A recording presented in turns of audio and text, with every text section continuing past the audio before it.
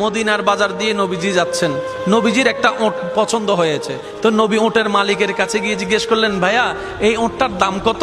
ওই দামাদামি হলো, নবী সে দামে কিনতে রাজি হলেন, কিন্তু নবীর কাছে তখন অর্থ ছিল না। তখন নবীজি ওনাকে বললেন, আপনি আমাকে ওটটা দেন, আমি এখনই গিয়ে আপনার সেই প্রাপ্যটা পাঠিয়ে দিচ্ছি।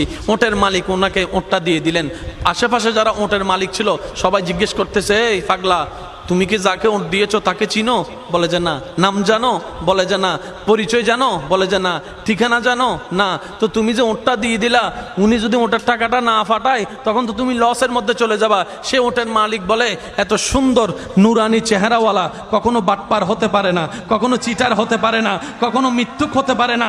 ওনার চেহারা দেখেই তো আমি ওট বিক্রি করার আগে মনটাই বিক্রি করে দিয়েছি, মনটাই বিক্রি করে দিয়েছি, মনটাই বিক্রি করে দিয়েছি। তোমরা যাই বলো, আমার মন বলে উনি আসবেই আসবে, টাকাটা পাঠাবেই পাঠাবে। এই কথা বলতে না বলতে কিছুক্ষণ পরে নবীজির একজন সাহাবা এসে বলছেন, একটু আগে একজনে ওট নিয়ে গিয়েছেন, কাছ থেকে ওটের মালিকটাকে একটু দেখতে চাই। উনি বলে যে আমার থেকে।